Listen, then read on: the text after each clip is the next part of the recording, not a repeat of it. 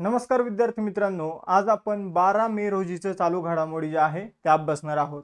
आजचं सेशन इतकं महत्त्वाचं आहे की ज्यामध्ये जवळपास 5 ते 6 क्वेश्चन अशी आहे की जे तुम्हाला परीक्षेमध्ये विचारले जाऊ शकतात, थेट विचारले जाऊ शकतात. ठीक आहे, तर त्यामुळे मोस्ट इम्पॉर्टंट सेशन सांगेल मी तुम्हाला आजचं. त्याचबरोबर आज 3 टेस्ट क्वेश्चन सुद्धा तुम्हाला या सेशन मधून देणार आहे. ठीक आहे, तर शेवटपर्यंत लेक्चर बघायचे. चला सुरू करू या लेक्चरला. ठीक आहे, लेक्चर सुरू करण्या अगोदर राज्यसेवेच्या आपण 2 बॅच सुरू केलेल्या आहे. एक पूर्व परीक्षेसाठी विजयश्री बॅच आणि प्री मेन्स इंटरव्ह्यूसाठी फाउंडेशन बॅच. त्याचबरोबर जर बघितलं तर कंबाईनची 2025 ची जी काही ग्रुप बी आणि ग्रुप सी ची जी काही एक्झाम होणार आहे प्री मेन्स इंटरव्ह्यू, त्यासाठी आपण फाउंडेशन बॅच 2.0 सुरू केलेली आहे. त्याचबरोबर कंबाईन गट ब मुख्य परीक्षेसाठी यशस्वी बॅच आपण सुरू केलेली आहे. त्याचबरोबर ग्रुप सी च्या प्री साठी 2 बॅच आहे मित्रांनो. विजेता नावाची रिव्हिजन बॅच आहे ज्याच्या माध्यमातून 1 मंथ तुमचं रिव्हिजन होऊन जाणार आहे. आणि द लक्ष नावाची बॅच आहे. या बॅच मध्ये तुम्हाला टेस्ट सिरीज, नोट्स आणि डिटेल स्वरूपात लेक्चर बघायला मिळणार आहे. या अभ्यास मित्राचा नोट्स पॅक आहे. यामध्ये या विषयाचे नोट्स मिळतील आणि ज्या भविष्यात नोट्स तयार केल्या जातील त्या सुद्धा तुम्हाला दिल्या जातील. ठीक आहे, यासाठी तुम्हाला अभ्यास मित्राचं ॲप्लिकेशन डाउनलोड करायचं आहे. टेलिग्राम चॅनल आणि इंस्टाच्या पेजला देखील फॉलो करायचं आहे, कारण इंस्टावर आम्ही अभ्यास विषयक रील्स आणि टेलिग्रामवर डेली नोटिफिकेशन तुम्हाला बघायला मिळतील. ठीक आहे, तर 12 मे रोजीचं आपण करंट अफेअर्स जे आहे ते आज बघणार आहोत. पहिला क्वेश्चन तुमच्यासाठी, मे 2025 मध्ये रोमन कॅथलिक चर्चचे नवीन पोप कोण बनले आहे? तर बघा मित्रांनो, रोमन कॅथलिक चर्च जो आहे, ठीक आहे, तर जे ख्रिश्चन धर्मीय लोक असतात तर त्यांच्यामध्ये आपण असं म्हणू शकतो की पोप म्हणजे धर्मगुरू असतात. काय, पोप म्हणजे कोण असतात? धर्मगुरू असतात. आणि हे धर्मगुरू कुठे राहत असतात? तर व्हॅटिकन सिटी, जगातील सगळ्यात छोट्या देशामध्ये जो इटलीच्या आतमध्ये आहे. ठीक आहे, तर तिथे पोप राहत असतात आणि तिथे एक रोमन कॅथलिक चर्च आहे, तर त्याचे हे प्रमुख असतात, म्हणून त्यांना पोप म्हणून ओळखलं जातं किंवा धर्मगुरू. आपण जर बघितलं आपल्या भाषेत धर्मगुरू. मग आता नवीन धर्मगुरू जे आहे ते बनलेले रॉबर्ट प्रिओस्ट. ठीक आहे, आपण जर बघितलं तर रॉबर्ट प्रिओस्ट जे आहे हे पहिले अमेरिकन व्यक्ती आहे जे पोप बनलेले आहे. युएसए चे आहे हे पोप बनलेले आहे आणि एकूणातील हे 267वे पोप बनलेले आहे. ठीक आहे, म्हणजे आपण जर बघितलं तर इसवी सन जेव्हापासून सुरू होतं, ठीक आहे, तर तेव्हापासून म्हणजे जवळपास 2025 वर्ष झाली. येशू ख्रिस्ताचा ज्यावेळी जन्म झाला तेव्हापासून आपण इसवी सनाची गणना करत असतो. मग 2025 वर्षामध्ये 267 पोप जे आहे ते होऊन गेलेले आहे. बघा मित्रांनो, आपण जर बघितलं तर रॉबर्ट प्रिओस्ट यांनी पोप लिओ असं नाव स्वीकारलेलं आहे, पोप लिओ 14वा. आणि आता अलीकडे पोप फ्रान्सिस यांचं निधन झालं होतं 21 एप्रिल 2025 रोजी. त्यांच्या जागी आता pope Leo as a pope म्हणून काम करणार आहे. तर पोप हा शब्द रोमन कॅथलिक चर्चच्या सर्वोच्च प्रमुखाच्या संदर्भात देण्यासाठी वापरला जातो. यानंतर पुढे जाऊया. जागतिक रेड क्रॉस दिवस 2025 कधी सेलिब्रेट केला जातो? आता बघा मित्रांनो, जागतिक रेड क्रॉस दिवस काय आहे, तर तुम्ही हॉस्पिटलशी संबंधित गोष्टींवर, मेडिकलवर वगैरे, तर अशा प्रकारे तुम्ही काय बघत असाल, एक अधिकचं चिन्ह बघत असाल. लाल कलर मध्ये अधिकचं चिन्ह असतं, व्हाईट किंवा लाल कलर मध्ये. एकतर लाल कलर मध्ये असेल तर सिंगल असणार, व्हाईट कलर मध्ये असेल तर आजूबाजूला तुम्हाला रेड कलर तरी बघायला मिळेल. मग आता याला म्हटलं तर रेड क्रॉस, याला काय म्हटलं तर रेड क्रॉस, अशा प्रकारे. ठीक आहे, रेड क्रॉस. तर आपण जर बघितलं हे रेड क्रॉसची एक हिस्ट्री आहे. काय होत होतं, पहिले युद्ध व्हायचे. ठीक आहे, युद्ध व्हायचे आणि युद्धामध्ये काही सैनिक जखमी व्हायचे. म्हणजे जखमी सैनिकांना समजून घ्या, त्यांच्यावर उपचार करायचा. तर कशा प्रकारे त्यांच्यावर उपचार करणार? ठीक आहे, डॉक्टरची टीम कोण असणार, कोण नाही, हे कसं समजणार? तर अशा प्रकारे जी डॉक्टरची टीम असायची त्यांच्या एक तर हातावर नाही तर पाठीवर अशा प्रकारचा रेड क्रॉस जो आहे तर तो इथं मारला जायचा. आणि मग त्यानुसार समजायचे की डॉक्टर आहे, ठीक आहे, यांच्यावर हल्ला नाही करायचा, हे सैनिकांचा उपचार करण्यासाठी आलेले आहे. म्हणजे अशा प्रकारे ही रेड क्रॉस नावाची एक आपण म्हणूया चळवळ जी आहे ती सुरू झाली होती. ही कोणी सुरू केली होती? तर जीन हेनरी ड्युनेंट यांनी ही चळवळ सुरू केली होती. आणि आपण जर बघितलं तर रेड क्रॉस नावाने त्यांनी एक संघटना सुद्धा स्थापन केली होती. त्यांनी रेड क्रॉस नावाने संघटना 1863 मध्ये 8 मे रोजी स्थापन केली होती. म्हणून 8 मे जो दिवस आहे तो जागतिक रेड क्रॉस दिवस म्हणून सेलिब्रेट केला जातो. आय होप तुम्हाला याची हिस्ट्री कळाली असेल. हा दिवस सेलिब्रेट कधीपासून केला जातो? 1948 पासून. ठीक आहे, तर याची थीम काय आहे? Keeping humanity alive. आता बघा मित्रांनो, जे काही जीन हेनरी होते तर त्यांना आपण जर बघितलं तर शांततेचा नोबेल पुरस्कार सुद्धा मिळाला होता. ठीक आहे, एवढं लक्षात ठेवायचं आणि ते रेड क्रॉसचे संस्थापक आहे. त्यानंतर कोणत्या भारतीय क्रिकेटपटूने मे 2025 मध्ये कसोटी क्रिकेटमधून निवृत्ती घेतलेली आहे? तर रोहित शर्माने आता कसोटी क्रिकेटमधून निवृत्ती जी आहे ती घेतलेली आहे. आपण जर बघितलं 7 मे रोजी त्यांनी आपला निर्णय जो आहे तो जाहीर केलेला आहे. 2013 मध्ये पहिला कसोटी क्रिकेटचा सामना वेस्ट इंडिजच्या विरोधात त्यांनी खेळला होता. त्यानंतर आता लास्ट सामना जो आहे तो मेलबर्न मध्ये ऑस्ट्रेलियाच्या विरुद्ध 2024 मध्ये डिसेंबर महिन्यामध्ये खेळला होता. रोहित शर्माने आपल्या एकूण कसोटी कारकिर्दीमध्ये 67 सामने खेळले आणि 4301 धावा केलेल्या आहे.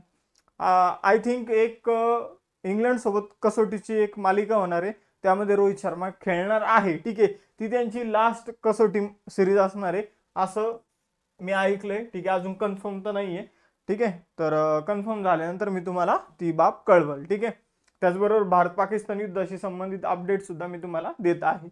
बघा इथं पुढचा क्वेश्चन, आता युद्ध भारत पाकिस्तान युद्धाचा विषय आलाच आहे, तर S-400 एअर डिफेन्स सिस्टम जे आहे तर त्याने एकदम जबरदस्त कामगिरी केलेली आहे.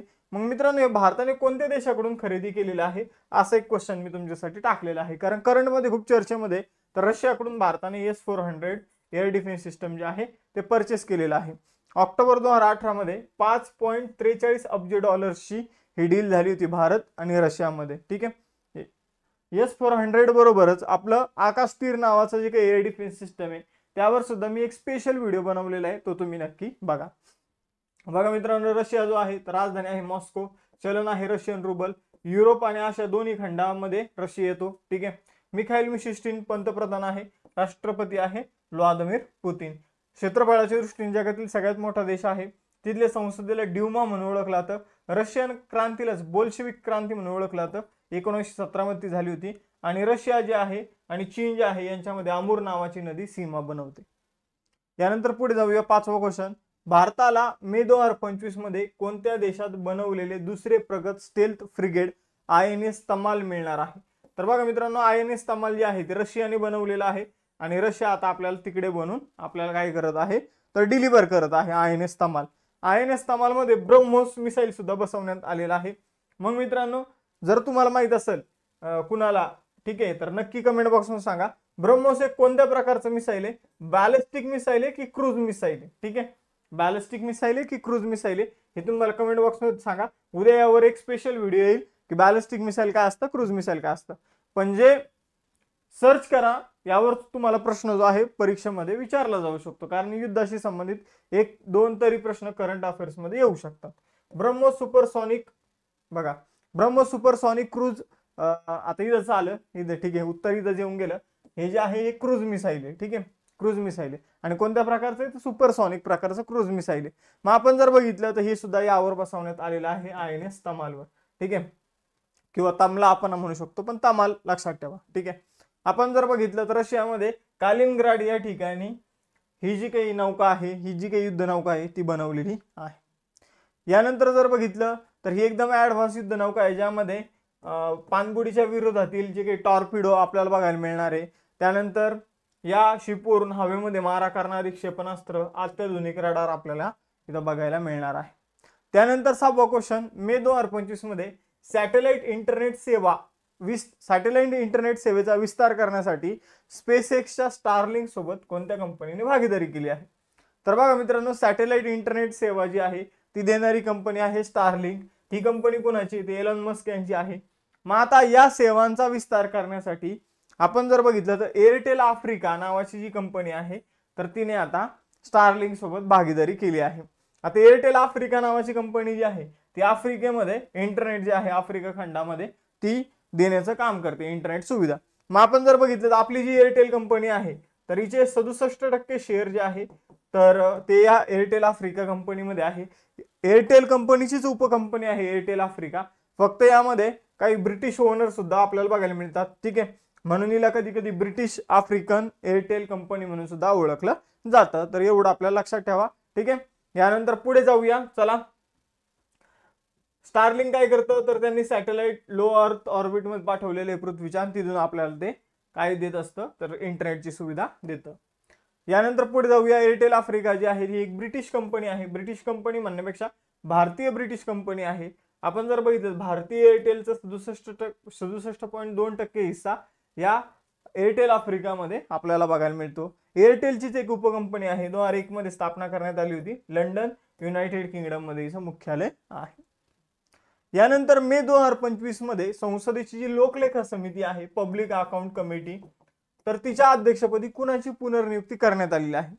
तर जी काही लोकलेखा समिती आहे तिचे जे अध्यक्ष आहे ते होते के.सी. वेणुगोपाल आणि त्यांचीच आता इथं पुनर्नियुक्ती करण्यात आलेली आहे. तर अत्यंत महत्वाची कमिटी आहे लोकलेखा समिती.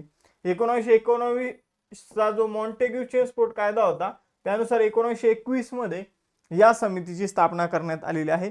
के.सी. वेणुगोपाल हे सध्याचे अध्यक्ष आहे. आपण जर बघितलं तर के.सी. वेणुगोपाल यांची पुनर्नियुक्ती झालेली आहे, हे लक्षात ठेवायचं आहे. आता बघा, लोकलेखा समितीचे जे काही अध्यक्ष असतात ते विरोधी पक्षातील असतात, म्हणून काँग्रेसचे हे नेते आपल्याला इथं बघायला मिळते. ठीक आहे, तर अध्यक्ष जो असतो तो विरोधी पक्षातील असतो. ठीक आहे, सगळ्यात पहिले 1967 मध्ये मीनू मसानी हे विरोधी पक्षातील व्यक्तीला लोकसभेतील अध्यक्ष जे आहे या लोकलेखा कमिटीचा अध्यक्ष जे आहे बनवण्यात आलं होतं. यानंतर भारताच्या कोणत्या राज्यात ईशान्येकडील पहिला भूऔष्णिक उत्पादन विहीर खोदण्यात आलेली आहे? तर बघा, अरुणाचल प्रदेशमध्ये ईशान्येकडील पहिली भूऔष्णिक विहीर जी आहे ती खोदण्यात आलेली आहे. आपण जर बघितलं तर 8 मे 2025 रोजी centre for earth science and Himalayan स्टडीजने अरुणाचल प्रदेशमधील पश्चिम कामेंग जिल्ह्यात दिरांग भागात ईशान्य भारतातील पहिली भूऔष्णिक विहीर जी आहे तर ती ड्रिल केलेली आहे. ही विहीर जी आहे ती स्पेस हिटिंग, कृषी प्रक्रिया आणि पर्यावरणपूरक वापरासाठी हिचा वापर केला जाणार आहे. म्हणजे इथं थोडक्यात ऊर्जाच निर्माण होणार आहे, पण पर्यावरणाला जास्त नुकसान न होऊ देता इथं ऊर्जा निर्माण करण्याचा प्रयत्न केला जाणार आहे. मग आपण जर बघितलं तर अरुणाचल प्रदेशची राजधानी इटानगर, 20 फेब्रुवारी 1987 ला अरुणाचल प्रदेश राज्य बनलं. पेमा खांडू मुख्यमंत्री आहे. कैवल्य त्रिविक्रम परनायक राज्यपाल आहे. चौना मेन उपमुख्यमंत्री आहे. आसाम, नागालँड ही शेजारची राज्य आहे. मे 2025 मध्ये कोणत्या राज्याने स्थलांतरित मुलांना शिक्षित करण्यासाठी ज्योती योजना सुरू केली? तर जे स्थलांतरित मुलं आहेत त्यांना शिकवण्यासाठी केरळ सरकारने ज्योती नावाची योजना जी आहे ती सुरू केली आहे. तर केरळ राज्याच्या शिक्षण विभागामार्फत ही ज्योती योजना जी आहे ती राबवली जात आहे. 7 मे 2025 रोजी ही सुरू करण्यात आलेली आहे. अमरनाथ यात्रा सुरळीत आणि सुरक्षित पार पाडण्यासाठी सुरक्षा दलांनी कोणते ऑपरेशन सुरू केलं? तर अमरनाथ यात्रा सुरळीत आणि व्यवस्थित पार पाडण्यासाठी आपण जर बघितलं संरक्षण दलाने ऑपरेशन शिवा हे सुरू केलं आहे. तर बघा, ऑपरेशन शिवा लक्षात ठेवा, हे अमरनाथ यात्रेशी संबंधित ऑपरेशन आहे. जवळपास 10,000हून अधिक सुरक्षा कर्मचारी जे आहे ते अमरनाथ यात्रा व्यवस्थित होण्यासाठी तैनात करण्यात आले आहे. आपण जर बघितलं तर 3 जुलै ते 9 ऑगस्ट या कालावधीमध्ये अमरनाथ यात्रा जी आहे ती होणार आहे. आता महत्त्वाचे ऑपरेशन समजून घेऊया. बघा, भारताने पाकिस्तानमधील दहशतवादी तळावर हल्ला करण्यासाठी ऑपरेशन सिंदूर सुरू केलं. त्यानंतर जर बघितलं तर म्यानमारमध्ये जेव्हा भूकंप झाला होता तर म्यानमारमध्ये लोकांना मदत करण्यासाठी ऑपरेशन ब्रह्मा सुरू केलं. सुदानमध्ये अशांतता आपली निर्माण झाली होती, तिथून भारतीय नागरिकांना परत वाचवण्यासाठी ऑपरेशन कावेरी सुरू करण्यात आलं. युक्रेनमध्ये युद्ध सुरू झाल्यानंतर आपण ऑपरेशन गंगा जे आहे ते सुरू केलं. त्यानंतर इस्रायल आणि हमास यांचं युद्ध सुरू झाल्यानंतर भारतीय नागरिकांसाठी आपण त्यांना परत आणण्यासाठी ऑपरेशन अजय सुरू केलं. आणि तुर्की आणि सिरियामध्ये भूकंप आला होता तेव्हा आपण तुर्की आणि सिरियाला मदत करण्यासाठी ऑपरेशन दोस्त सुरू केलं. पण जो काही टर्की आहे तर तो त्याने आपल्या पाठीत खंजीर खुपसलेला आहे, कारण त्याने पाकिस्तानला ड्रोन दिले आणि त्याच ड्रोनने आपल्यावर हल्ला झालेला आहे. हैती या देशामधून भारतीय लोकांना परत आणण्यासाठी ऑपरेशन इंद्रावती सुरू करण्यात आलेलं आहे. आणि ओडिशामध्ये ऑलिव्ह रिडले कासव जे आहे त्यांना वाचवण्यासाठी ऑपरेशन ऑलिव्हिया भारतीय तटरक्षक दलाने सुरू केलं आहे. शहरातील वायू प्रदूषण कमी करण्यासाठी कोणत्या राज्य किंवा केंद्रशासित प्रदेशाने क्लाउड सीडिंगला मान्यता दिली आहे? तर क्लाउड सीडिंग काय असतात मित्रांनो, विमानाच्या द्वारे जे काही ढग असतात तर त्यावर केमिकल फवारलं जातं आणि मग त्यानंतर पाऊस पडतो, याला क्लाउड सीडिंग म्हटलं जातं. तर प्रदूषण कमी करण्यासाठी कृत्रिम पाऊस पाडण्याचा निर्णय जो आहे तो नवी दिल्लीने घेतलेला आहे. नवी दिल्लीने आता ज्या नवीन मुख्यमंत्री आहे रेखा गुप्ता यांनी हा निर्णय घेतलेला आहे क्लाउड सीडिंग करण्याचे. त्यांनी काय केलेलं आहे तर सुरुवात इथं केलेली आहे. मे 2025 मध्ये भारतीय नौदलाला देण्यात आलेल्या पहिल्या स्वदेशी पाणबुडी विरुद्ध युद्ध जहाज कोणतं आहे? तर बघा मित्रांनो, भारतीय नौदलाला मे 2025 मध्ये INS अर्नाळा हे नावाचे जहाज जे आहे तर ते देण्यात आलेले आहे. हे एक पाणबुडी विरोधी जहाज आहे मित्रांनो. याला अँटी सबमरीन वॉरफेअर जहाज म्हणून सुद्धा ओळखलं जातं. हे garden rich shipbuilders and engineers आणि L&T शिपयार्ड या दोघांनी मिळून तयार केलेलं आहे. आपण जर बघितलं तर पाणबुड्यांना मारण्यासाठी खास हे स्पेशल जहाज तयार करण्यात आलेलं आहे. आता बघा, आजच्या लेक्चरचा जो पहिला प्रश्न आहे तो बघूया. कोणत्या संघाने marshal of the air force Arjan Singh memorial hockey tournament 2025 हा किताब जिंकलेला आहे? तर हॉकीची एक स्पर्धा आहे जिचं नावच खूप मोठं आहे, marshal of the air force. कशाचे मार्शल आहे? Marshal of the air force. Arjan Singh कुणाच्या नावाने ही ट्रॉफी आयोजित करण्यात येते? अर्जन सिंग. इथं इमेज मध्ये बघू शकता, मेमोरियल हॉकी टुर्नामेंट 2025. हा किताब जो आहे मित्रांनो तो इंडियन रेल्वेने जिंकलेला आहे. कुणी जिंकलेला आहे? इंडियन रेल्वेने. तर आपण जर बघितलं तर 6वी ही स्पर्धा होती, marshal of the air force of Arjan Singh memorial hockey tournament 2025 ही 6वी स्पर्धा होती. आणि या स्पर्धेमध्ये जर आपण बघितलं तर जो काही फायनल मॅच आहे ते रघुबीर सिंग भोला हॉकी स्टेडियम चंदीगड इथं खेळवलं गेलं. यामध्ये भारतीय रेल्वेने रेल कोच फॅक्टरी कपूरथलाचा 3-1 असा पराभव करून ही स्पर्धा जी आहे ती जिंकलेली आहे. या स्पर्धेचा कालावधी होता 29 एप्रिल ते 6 मे. आता काही क्रीडा घडामोडी इथं बघूया. मेजर ध्यानचंद खेलरत्न पुरस्कार 4 जणांना मिळालेला आहे. मनू भाकर नेमबाजीशी संबंधित आहे, डी गुकेश बुद्धिबळ खेळाशी संबंधित, हरमनप्रीत सिंग हॉकीशी संबंधित आणि प्रवीण कुमार पॅरा ॲथलीट आहे. मियामी ओपन चॅम्पियनशिप 2025 टेनिसची स्पर्धा महिलांमध्ये अरिना सबलेंकाने जिंकली आणि पुरुषांमध्ये जेकब मेन्सिक याने जिंकली. तो चेक प्रजासत्ताकचा आहे आणि अरिना सबलेंका बेलारुसची आहे. खेलो इंडिया पॅरा गेम्स 2025 जे आहे ते हरियाणाने जिंकलेले आहे, ज्यामध्ये त्यांनी सर्वाधिक 34 सुवर्ण, 39 रौप्य आणि 31 कांस्य पदकासह 104 पदकं जिंकली. महिला प्रीमियर लीगचे विजेता राहिलेले आहे मुंबई इंडियन्स, उपविजेता दिल्ली कॅपिटल्स. इंडियन ओपन 2025 ची जी काही पुरुषांची स्पर्धा होती स्क्वॉशची, त्याचं विजेतेपद जिंकलेलं आहे करीम एल टॉनिकने आणि महिलांचं विजेतेपद जिंकलं अनाहत सिंगने. 41वा स्पॅनिश सुपर कप जो आहे तो FC बार्सिलोनाने जिंकला. खेलो इंडिया हिवाळी गेम्स जे आहे तर ते भारतीय सेनाने जिंकले. एकूण 18 पदकं त्यांनी जिंकली, ज्यामध्ये आपण जर बघितलं तर 7 सुवर्ण पदकं, 5 जे आहे रौप्य पदकं आणि 6 कांस्य पदकांचा समावेश आपल्याला बघायला मिळतो. दुसरा क्वेश्चन तुमच्या समोर आहे.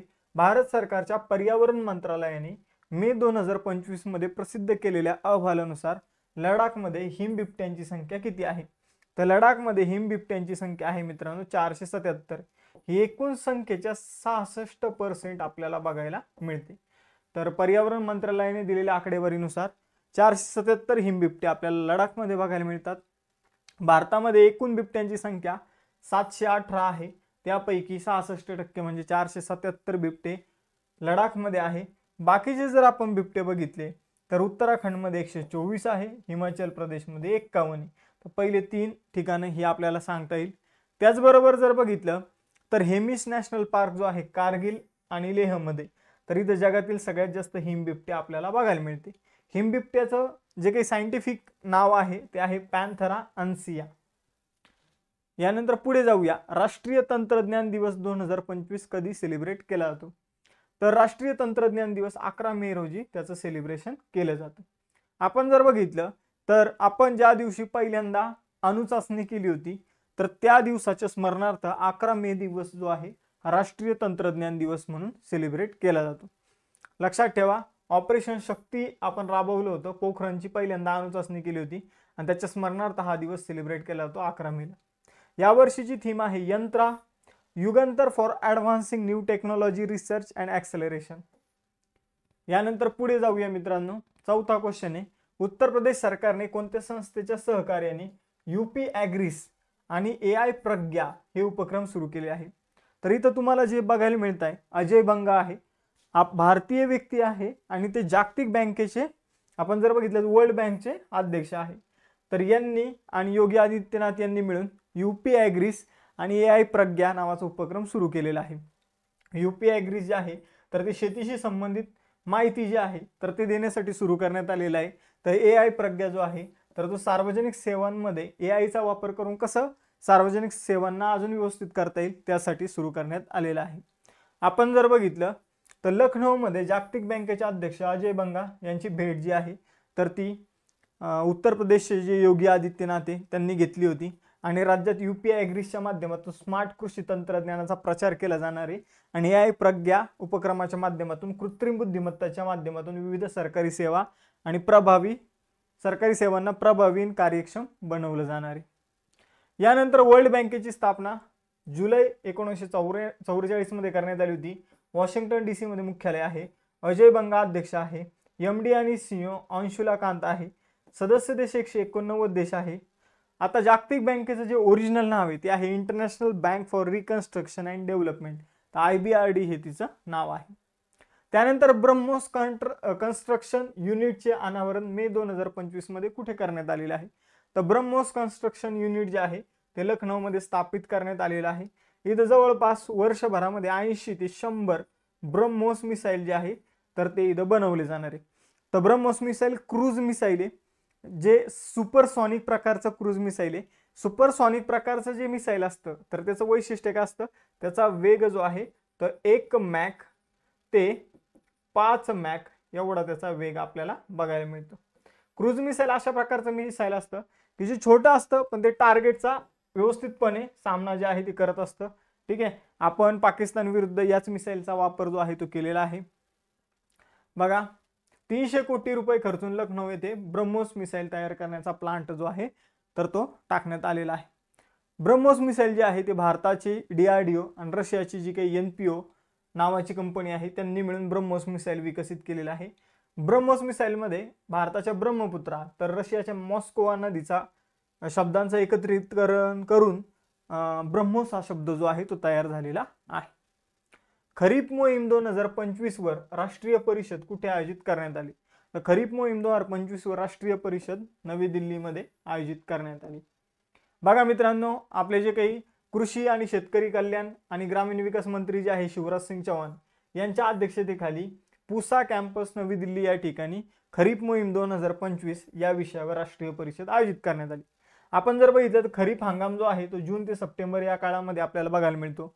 मग त्या काळामध्ये कृषी उत्पन्नाचं नियोजन कसं करायचं, राज्यांसोबत समन्वय कसा साधायचा आणि जास्तीत जास्त उत्पादन कसं घ्यायचं तर यावर चर्चा करण्यात आली आहे.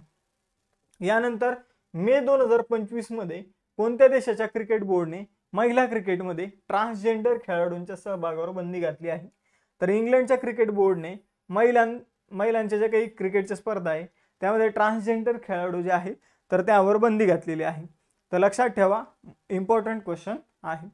आपण जर बघितलं तर काही खेळाडू जे आहेत ट्रान्सजेंडर असतात त्यांच्यामध्ये स्त्रियांपेक्षा जास्त शक्ती असते.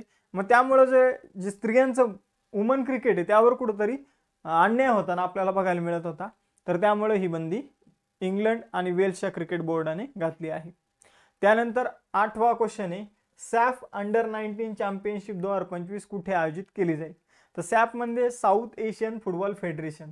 तर याची अंडर-19 चॅम्पियनशिप जी आहे मित्रांनो तर ते पापुम पारे अरुणाचल प्रदेशमध्ये या ठिकाणी आयोजित केली जाणार आहे. बघा मित्रांनो, हिचं आयोजनाचा कालावधी 21 मे ते 31 मे. आपण जर बघितलं तर अरुणाचल प्रदेशमध्ये आयोजन होणार आहे. मोस्टली विजेता भारतच असेल. बघूया पुढे काय होतंय ते. बघा सॅफचा फुल फॉर्म मी तुम्हाला ऑलरेडी सांगितलं, साऊथ एशियन फुटबॉल फेडरेशन. तर याची अंडर-19ची आपण अंडर-19 प्लसची अंडर-16ची वेगवेगळ्या फुटबॉल स्पर्धा आयोजित करण्यात येतात. तर सॅफची स्थापना 1997 मध्ये करण्यात आली होती. मुख्यालय ढाका बांगलादेशमध्ये आहे. सदस्य देश भारत, बांगलादेश, नेपाळ, श्रीलंका, मालदीव, भूटान आणि पाकिस्तान. यानंतर 9वा क्वेश्चन आहे, भारतीय गुंतवणूकदारांना आणि पर्यटकांना आकर्षित करण्यासाठी कोणत्या देशाने 10 वर्षाचा गोल्डन व्हिसा सुरू केलेला आहे? तर बघा मित्रांनो, व्हिएतनाम सरकारने 10 वर्षाचा गोल्डन व्हिसा भारतीयांसाठी सुरू केलेला आहे. हा व्हिसा मिळवण्यासाठी भारतीयांना व्हिएतनामच्या काही कंपन्यांमध्ये काही गुंतवणूक करावी लागेल आणि मग जर तुम्ही ती गुंतवणूक केली तर तुम्ही व्हिएतनाममध्ये 10 वर्ष राहू शकतात. अशा प्रकारचा हा व्हिसा तुम्हाला मिळणार आहे. तर UAE सुद्धा असा व्हिसा देते गुंतवणूकदार आणि फेमस व्यक्तीला. आता व्हिएतनामने सुद्धा सुरू केलेला आहे. तर एकूणच गोल्डन व्हिसा काय असतो हे मी तुम्हाला सांगितलेलं आहे. गोल्डन व्हिसामुळे त्यांच्या अर्थव्यवस्थेला काय मिळतो, बूस्ट मिळतो. त्यामुळे बरेचसे देश हा गोल्डन व्हिसा लॉन्च करत असतात. व्हिएतनाम आशिया खंडातील देश आहे. हनोई राजधानी आहे, डोंग चलन आहे, फाम मिन छिन जे आहे ते पंतप्रधान आहे आणि राष्ट्रपती आहे लुओंग कुओंग. बघा 10वा क्वेश्चन आहे, मे 2025 मध्ये 72व्या मिस वर्ल्ड फेस्टिवल मध्ये प्रतिष्ठित मानवतावादी पुरस्कारासाठी कुणाची निवड करण्यात आलेली आहे. तर कोविड मध्ये एकदम जबरदस्त कामगिरी केलेले सोनू सूद जे आहे तर त्यांची निवड जी आहे ती 72व्या मिस वर्ल्ड फेस्टिवल मध्ये मानवतावादी पुरस्कारासाठी निवड जी आहे ती झालेली आहे. बघा मित्रांनो, कोविडमध्ये त्यांनी बेस्ट काम केलं होतं, त्यामुळेच त्यांची निवड जी आहे ती करण्यात आलेली आहे. मानवतावादी पुरस्कार मिस वर्ल्ड ऑर्गनायझेशनच्या माध्यमातून दिला जातो, जे व्यक्ती समाज कल्याणासाठी काम करतात. कोणत्या राज्य सरकारने अनुभवी कलाकारांना मदत करण्यासाठी पंडित लक्ष्मीचंद कलाकार सामाजिक सन्मान योजना सुरू केली आहे? तर बघा मित्रांनो, जे अनुभवी कलाकार आहे मग कोणत्याही क्षेत्रातील असू द्या तर त्यांच्यासाठी हरियाणाने पंडित लक्ष्मीचंद कलाकार सामाजिक सन्मान योजना सुरू केली आहे. आपण जर बघितलं तर या योजनेत संगीत, नृत्य, चित्रकला, नाट्य यासारख्या क्षेत्रातील दशक काम करणारे जे काही ज्येष्ठ कलाकार आहे त्यांना मासिक आर्थिक मदत जी आहे तर ती पंडित लक्ष्मीचंद कलाकार सामाजिक सन्मान योजनेच्या माध्यमातून मिळणार आहे. यानंतर बघा मित्रांनो, हरियाणा राजधानी आहे चंदीगड. 1 नोव्हेंबर 1966 मध्ये स्थापना झालेली आहे. चंदीगड हा मुळात एक केंद्रशासित प्रदेश पण आहे. नायब सिंह सैनी मुख्यमंत्री आहे आणि बंडारू दत्तात्रय राज्यपाल आहे. 12वा क्वेश्चन, जागतिक ल्युपस दिवस 2025 कधी साजरा केला जातो? तर बघा मित्रांनो, ल्युपस मध्ये आपल्या ज्या काही ऊती असतात तर ते कमजोर होऊन जातात. मग या आजाराचा प्रचार प्रसार करण्यासाठी 10 मे रोजी जागतिक ल्युपस दिवस जो आहे तर तो सेलिब्रेट केला जातो. आता आपण जर बघितलं 10 मे 2004 ला हा पहिल्यांदा सेलिब्रेट करण्यात आला होता. हा उपक्रम जो आहे तो लुपस कॅनडाने सुरू केला होता. या वर्षीची थीम आहे let's make lupus visible together. आपण जर बघितलं मित्रांनो तर 14 मे 2025 रोजीच्या चालू घडामोडीला आता आपण सुरुवात करूया. पहिला क्वेश्चन आहे, युनेस्को प्रेस फ्रीडम अवॉर्ड 2025 कोणत्या वृत्तपत्राला देण्यात आलेला आहे? तर युनेस्कोचा जो काही प्रेस फ्रीडम अवॉर्ड जो आहे तो ला प्रेसा नावाचं वृत्तपत्र जे आहे तर त्याला देण्यात आलेला आहे. बघा मित्रांनो, ला प्रेसा नावाचं वृत्तपत्र निकारागुआ या देशाचं आहे. एक ऐतिहासिक वृत्तपत्र आहे ज्याने निष्पक्ष होऊन आपली कामगिरी जी आहे ती बजावलेली आहे आणि त्यामुळे युनेस्कोचा प्रेस फ्रीडम प्राइज जो आहे 2025 चा या वृत्तपत्राला देण्यात आलेला आहे. यानंतर महत्त्वाचे पुरस्कार जाणून घेऊया. 34वा सरस्वती सन्मान भद्रेश दास यांना मिळाला. एबेल पुरस्कार मासाकी काशीवारा यांना मिळाला. संगीत कलानिधी पुरस्कार RK श्रीराम कुमार यांना मिळाला. स्टॉकहोम वॉटर प्राइज गुंटर ब्लाशेल यांना मिळाला. 59वा ज्ञानपीठ पुरस्कार 2025 विनोद कुमार शुक्ला यांना मिळाला. युनायटेड किंगडम सरकारचा जीवन गौरव पुरस्कार चिरंजीवी यांना मिळालेला आहे. प्रवाह आणि सारथी इनिशिएटिव्हसाठी डिजिटल ट्रान्सफॉर्मेशन अवॉर्ड 2025 रिझर्व्ह बँकेला मिळाला. नॉर्वेचा हॉलबर्ग प्राइज जे आहे ते गायत्री चक्रवर्ती स्पिवॉक यांना मिळालं. एंजेला स्वामी यांना मिसेस युनिव्हर्स 2025 हा किताब मिळाला आणि महाराष्ट्र भूषण पुरस्कार राम सुतार यांना मिळालेला आहे. दुसरा क्वेश्चन, आंतरराष्ट्रीय परिचारिका दिन 2025 कधी सेलिब्रेट करण्यात आला? तर जो काही वर्ल्ड नर्स डे आपण याला म्हणू शकतो, परिचारिका म्हणजे नर्स, हा दिवस जो आहे हा 12 मे रोजी सेलिब्रेट करण्यात आला. तर बघा मित्रांनो, 12 मे रोजी आंतरराष्ट्रीय परिचारिका दिन जो आहे तो सेलिब्रेट करण्यात आलेला आहे. या वर्षीची थीम होती our nurse our future, nurses care togetherness and economy अशी या स्ट्रेंथनेस अँड इकॉनॉमी अशी या वर्षीची थीम आपल्याला बघायला मिळते. 12 मे 1965 मध्ये पहिल्यांदा नर्स डे जो आहे तो सेलिब्रेट करण्यात आला होता. नर्स ज्या काम करतात तर त्याचं कौतुक करण्यासाठी हा दिवस सेलिब्रेट करण्यात येतो. भारतीय क्रिकेटपटू विराट कोहलीने मे 2025 मध्ये क्रिकेटच्या कोणत्या फॉर्मॅटमधून निवृत्ती जाहीर केली आहे? तर बघा T20 मध्ये तर तो मागच निवृत्त झालेला आहे. आपण जर बघितलं त्याने आता टेस्ट फॉर्मॅटमधून निवृत्ती जी आहे ती जाहीर केलेली आहे. आता फक्त तो वन डे फॉर्मॅटमध्ये क्रिकेट खेळताना आपल्याला बघायला मिळेल. आपण जर बघितलं तर विराट कोहलीने 12 मे 2025 रोजी कसोटी क्रिकेटमधून निवृत्ती जाहीर केलेली आहे. सचिन तेंडुलकर, राहुल द्रविड, सुनील गावस्कर यानंतर कसोटी क्रिकेटमध्ये चौथा सगळ्यात जास्त रन बनवणारा खेळाडू आहे विराट कोहली. त्याने 123 कसोटी सामने खेळलेले आहे आणि 46 सरासरीने 9230 धावा त्याने केलेल्या आहे. त्याचबरोबर या धावसंख्येमध्ये त्याची 30 अर्धशतकं आणि 30 शतकं आणि 31 अर्धशतकांचा सुद्धा समावेश आहे, ज्यामध्ये नाबाद 254 ही त्याची सर्वोच्च धावसंख्या आहे. यानंतर चौथा क्वेश्चन, मे 2025 मध्ये परवानाधारक मुद्रांक विक्रेत्यांना सार्वजनिक सेवक म्हणून कुणी घोषित केलं? तर बघा मित्रांनो, तुम्ही कोर्टात जर कधी गेले असाल तर ज्यांच्याकडे लायसन असतं तर ते काय करत असतात, स्टॅम्प ड्युटीचं काम करत असतात. तुम्हाला समजून घ्या, काही तुमचं बॉन्ड वगैरे बनवायचं असेल तर ते स्टॅम्प ड्युटी वाले काय करत असतात, तर तुमचं काम तिथं करून देत असतात. म्हणजे त्यांनी त्याचं लायसन काढलेलं असतं स्टॅम्प ड्युटी वगैरे बनवण्याचं. तर आता सर्वोच्च न्यायालयाने त्यांना काय म्हणून घोषित केलेलं आहे, सार्वजनिक सेवक म्हणून घोषित केलेलं आहे. आता हा निर्णय का देण्यात आला, तर बघा, यांनी जर भ्रष्टाचार केला तर ते समजून घ्या की भ्रष्टाचारी म्हणजे गव्हर्नमेंट सर्वंट, जसं की कुणी भ्रष्टाचार केला तर लगेच त्याला काय केलं जातं, तर भ्रष्टाचाराच्या समजून घ्या कायद्यानुसार शिक्षा होऊ शकते. मग हे सुद्धा सार्वजनिक सेवक, इतके दिवस काय म्हणायचे, आम्ही प्रायव्हेट आहे, हे सरकारी कामं करताय, म्हणून सर्वोच्च न्यायालय म्हणे की हे सार्वजनिक सेवक आहे आणि याच्यानंतर यांच्या मार्फत जर भ्रष्टाचार आढळला तर भ्रष्टाचारचा जो काही कायदा आहे त्यानुसार यांना शिक्षा झाली पाहिजे. तर आपण जर बघितलं तर परवानाधारक मुद्रांक विक्रेते जे आहे त्यांना सार्वजनिक सेवक या कॅटेगरीमध्ये टाकलेला आहे. भ्रष्टाचार प्रतिबंधक कायदा 1988 अंतर्गत हा निर्णय घेण्यात आलेला आहे आणि त्यांना आता या कायद्यानुसार शिक्षा सुद्धा होऊ शकते. सर्वोच्च न्यायालयाची स्थापना 28 जानेवारी 1950 रोजी करण्यात आली होती. नवी दिल्लीमध्ये मुख्यालय आहे. न्यायमूर्ती BR गवई हे 52वे सरन्यायाधीश जे आहे सर्वोच्च न्यायालयाचे बनलेले आहे. सर्वोच्च न्यायालयाची सदस्य संख्या 34 आहे. एक मुख्य न्यायाधीश म्हणजे सरन्यायाधीश आणि 33 इतर न्यायाधीश. आपण जर बघितलं सर्वोच्च न्यायाविषयक तरतूद 124 ते 147 या कलमांमध्ये दिलेली आहे. आणि सर्वोच्च न्यायालयाचे न्यायाधीश जे आहे तर त्यांचं सेवानिवृत्तीचं वय जे असतं तर ते 6 वर्ष वयाची 65 वर्ष पूर्ण होईपर्यंत आपल्याला बघायला मिळतं. यानंतर 5वा क्वेश्चन तुमच्या समोर आहे, समुद्री संरक्षण प्रदर्शन आणि परिषद एशिया 2025 कुठे आयोजित करण्यात आलेली आहे? तर बघा मित्रांनो, समुद्री संरक्षण प्रदर्शन आणि परिषद, ज्यालाच इंग्रजीमध्ये आपण international maritime defence exhibition and conference असं म्हणून सुद्धा ओळखू शकतो. तर समुद्र संरक्षण प्रदर्शन आणि परिषद जी आहे मित्रांनो, ज्यामध्ये डिफेन्सचं प्रदर्शन केलं जातं, डिफेन्सशी संबंधित गोष्टींचं, तर ती सिंगापूरमध्ये आयोजित करण्यात आलेली आहे. यामध्ये भारताची जी काही INS किल्तान आहे तर तिने सुद्धा सहभाग घेतला होता. बघा मित्रांनो, ही जर सागरी संरक्षण प्रदर्शन जे आहे आणि परिषद जी आहे ती दर 2 वर्षांनी आयोजित केली जाते. इथं सागरी सुरक्षेशी संबंधित जे काही अत्याधुनिक तंत्रज्ञान आहे त्याचं प्रदर्शन केलं जातं. अमेरिकेचे राष्ट्राध्यक्ष डोनाल्ड ट्रम्प यांनी दुसऱ्या महायुद्धाच्या स्मरणार्थ कोणती तारीख विजय दिवस म्हणून घोषित केली आहे? तर डोनाल्ड ट्रम्प यांनी 8 मेला विजय दिवस म्हणून घोषित केलेला आहे. तर दुसऱ्या महायुद्ध जे आहे, ठीक आहे, तर ते 8 मे रोजी जिंकलं होतं. आपण जर बघितलं तर अमेरिका आणि त्यांच्या सोबतचे जे काही देश होते त्यांनी, म्हणून 8 मे हा जो दिवस आहे त्यांनी विजय दिवस म्हणून सेलिब्रेट करणं सुरू केलेलं आहे. तर बघा, या घोषणेने द्वितीय महायुद्धातील जे मित्र राष्ट्र होते, ज्यामध्ये अमेरिका होतं, इंग्लंड होतं, तर यांच्या विजयाच्या 80व्या वर्धापन दिनानिमित्त हा निर्णय जो आहे तो अमेरिकेने घेतलेला आहे. 8 मे 1945 रोजी जर्मनीच्या आत्मसमर्पणाच्या स्मरणार्थ हा दिवस सेलिब्रेट केला जातो. युनायटेड स्टेट्स ऑफ अमेरिकेची राजधानी आहे वॉशिंग्टन DC. चलन आहे $.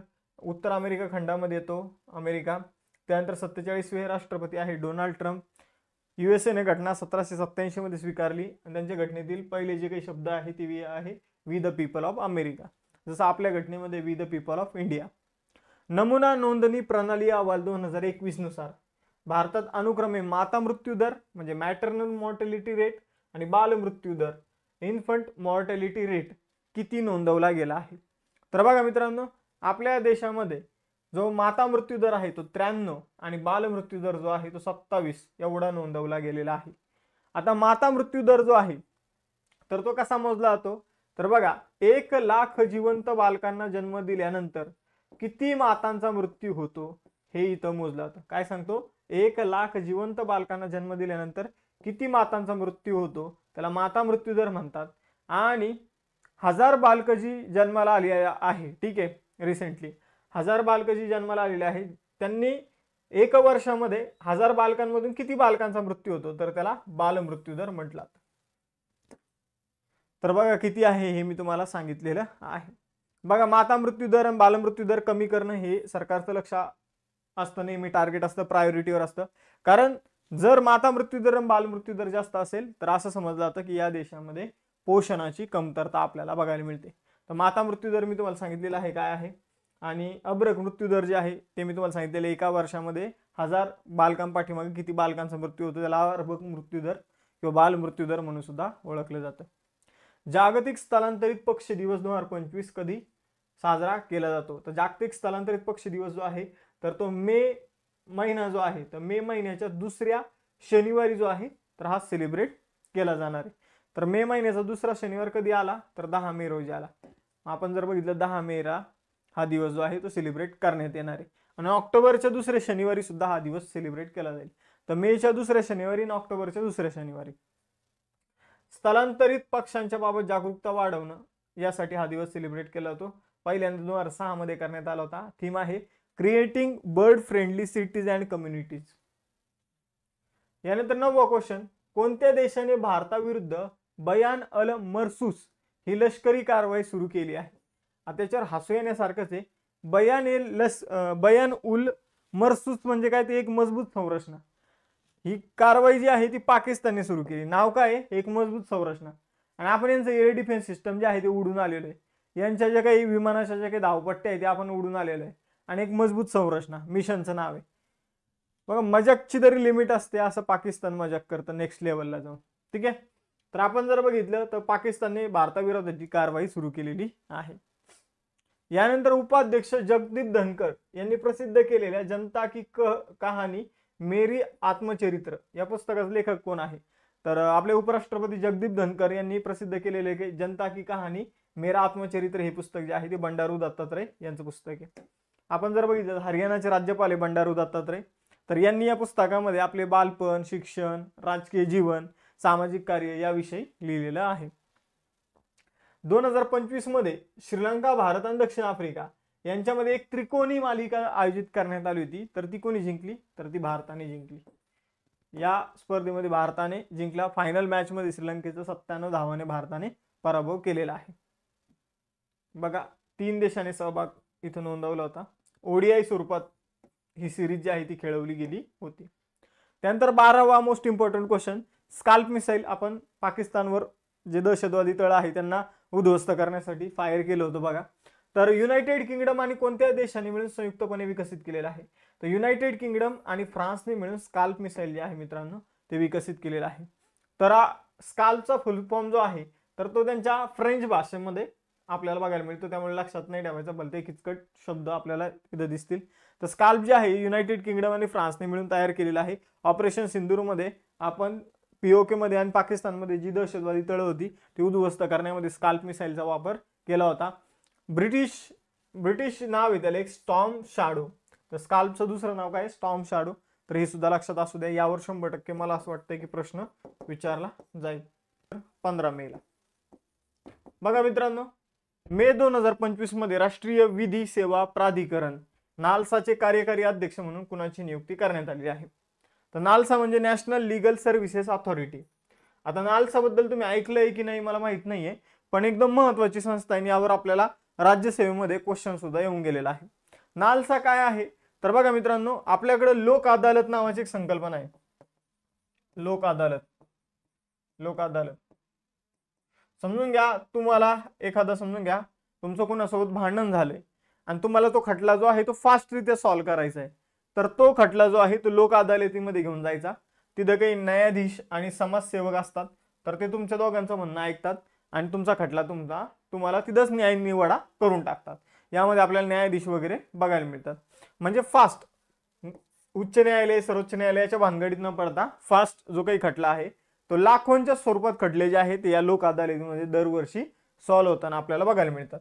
तर यासाठी नॅशनल लीगल सर्व्हिसेस अथॉरिटीची स्थापना करण्यात आलेली आहे आणि यांच्या मार्फतच लोक अदालत दरवर्षी एक 3-4 वेळा आयोजित करण्यात येते. आपण जर बघितलं तर 1987 ला या संबंधित कायदा करण्यात आला होता नालसाशी संबंधित. आणि ही एक वैधानिक संस्था आहे. कशी आहे? वैधानिक संस्था आहे. संस्था इम्पॉर्टंट आहे म्हणून सुरुवातीला याची माहिती मी तुम्हाला सांगितलेली आहे. आता येऊया मेन प्रश्नावर. हिचे कार्यकारी अध्यक्ष म्हणून न्यायमूर्ती सूर्यकांत यांची नियुक्ती करण्यात आलेली आहे. न्यायमूर्ती सूर्यकांत हे नालसाचे नवीन अध्यक्ष बनलेले आहे. आपण जर बघितलं तिच्यासाठी कायदा 1987 चा आहे म्हणून ही एक वैधानिक संस्था आहे. वैधानिक संस्था आहे. हिची स्थापना 5 डिसेंबर 1995 मध्ये करण्यात आली होती. म्हणजे नालसा जी आहे ती 1997 च्या कायद्या 1987च्या कायद्याअंतर्गत. कायदा कधीचा? 1987. 1987च्या कायद्याअंतर्गत याची स्थापना 5 डिसेंबर 1995 मध्ये करण्यात आली होती. ठीक आहे. तर एवढी इन्फॉर्मेशन आपल्याला या संस्थेविषयी माहित असली पाहिजे. मुख्यालय नवी दिल्लीमध्ये आहे. न्यायमूर्ती सूर्यकांत जे आहे ते अध्यक्ष आहे. आता मेन अलीकडे ज्या महत्त्वाच्या नियुक्त्या करण्यात आलेल्या आहेत त्या आपण बघून घेऊया. आरबीआयचे डेप्युटी गव्हर्नर कोण म्हणल्या? Poonam Gupta. National payment corporation of इंडियाचे कार्यकारी संचालक कोण म्हणले? सोहनी राजोला. पंतप्रधान नरेंद्र मोदी यांच्या खासगी सचिव कोण म्हणल्या? निधी तिवारी. इंडियन बँक्स असोसिएशनचे अध्यक्ष बनले छल्ला श्रीवानसुलू शेट्टी. पहिल्या महिला कायदा सचिव कोण म्हणल्या? अंजू राठी राणा. आपण जर बघितलं तर रिझर्व्ह बँकेमध्ये कार्यकारी संचालक म्हणून अजित रत्नाकर जोशी यांची नियुक्ती करण्यात आली.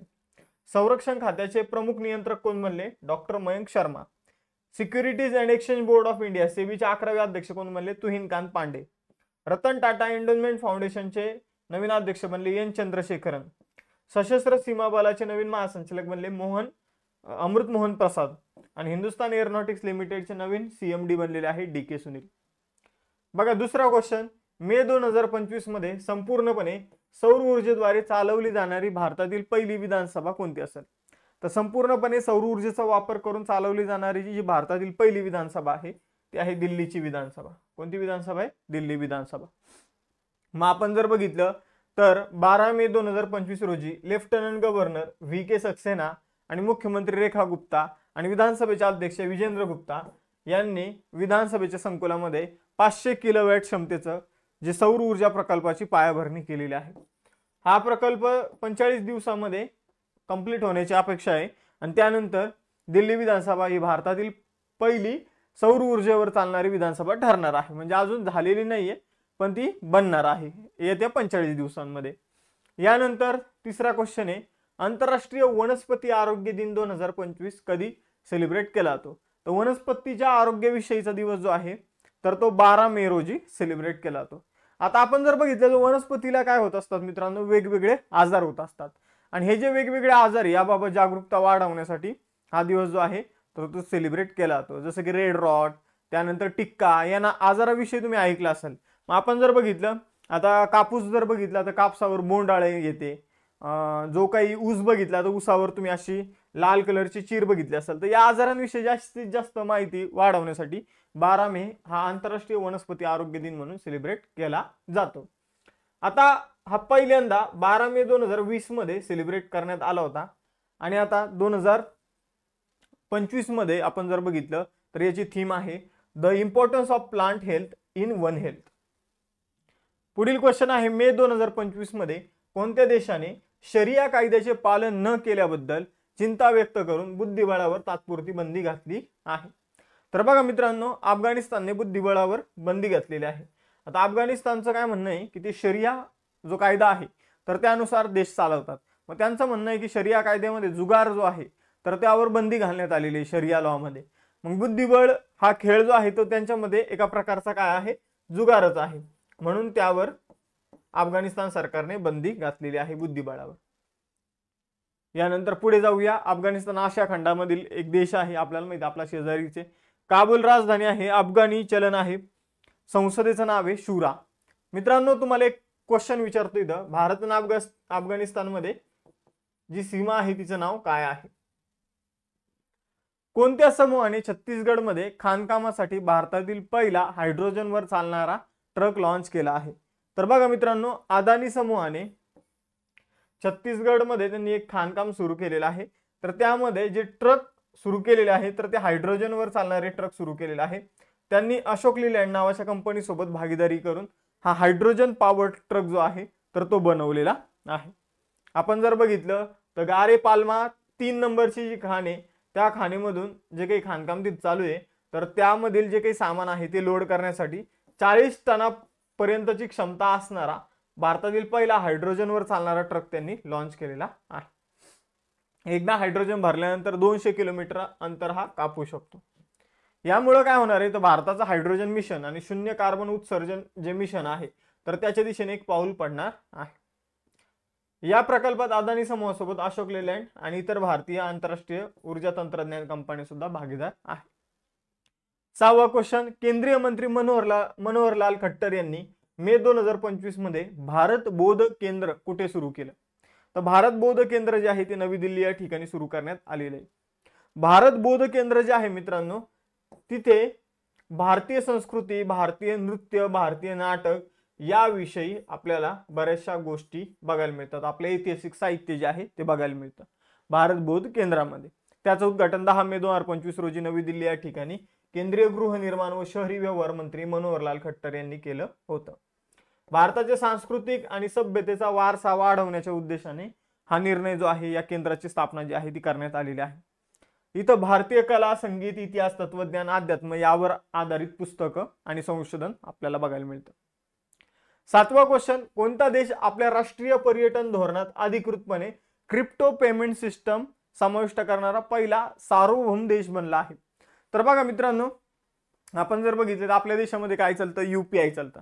मग आपण जर बघितलं तर बायनान्स नावाचं एक ऍप आहे, ज्यामध्ये आपल्याला क्रिप्टो करन्सी बघायला मिळते.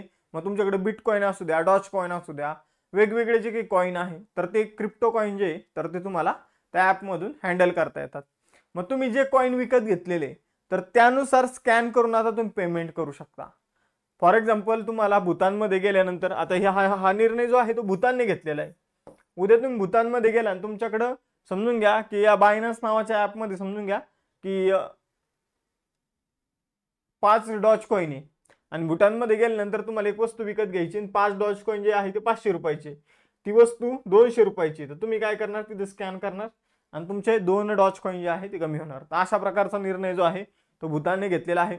या निर्णयामुळे काय होणार आहे, तर जगातली सगळे लोक जे आहे, आता ऑलमोस्ट बऱ्यापैकी लोक जे तर ते क्रिप्टो करन्सी यूज करतात आणि क्रिप्टो करन्सी जी आहे ती आता भारताचा रुपया जे ते भारतात चालतं.